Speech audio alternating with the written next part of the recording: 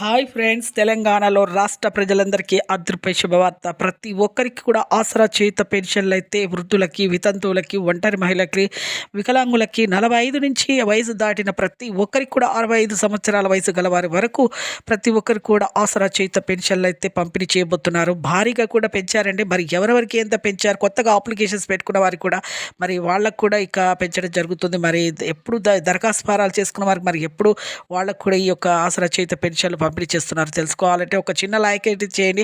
చిన్న లైక్ చేయడం వల్ల అందరికీ ఇన్ఫర్మేషన్ అనేది చేరుతుంది, వాళ్ళకు కూడా ఇన్ఫర్మేషన్ అనేది యూజ్ అవుతుంది. ఇక లేట్ చేయకుండా అయితే వీడియోలకు అయితే వెళ్ళిపోతాం ఫ్రెండ్స్. ప్రతి ఒక్కరికి కూడా ఆసరా చేయుత పెన్షన్లు అయితే వృద్ధులకి, వితంతువులకి, వికలాంగులకి, ఒంటరి మహిళలకి అందరికీ కూడా పెంచడం జరిగిందండి.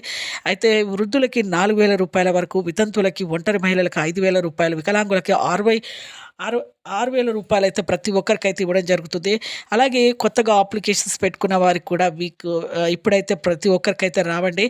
పాత వారికి లబ్ధిదారులకు మాత్రమే ఇక పెంచడం జరిగింది. 800 కోట్ల నిధులైతే పైగానే మన సీఎం రేవంత్ రెడ్డి గారైతే పెంచడం జరిగింది. ఈ ఆసరా చేయుత పెన్షన్ల గురించి అమౌంట్ అనేది పెంచడం జరుగుతుంది కాబట్టి 800 కోట్ల నిధులైతే విడుదలైతే చేశారు.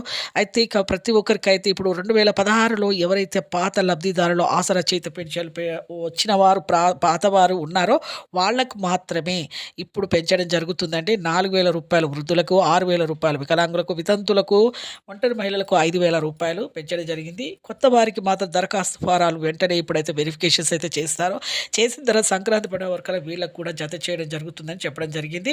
చూసారు కానీ ఒక చిన్న లైక్ అయితే చేయండి. నచ్చితే లైక్ చేయండి, నచ్చుకుని డిస్లైక్ చేయండి. Thanks for watching.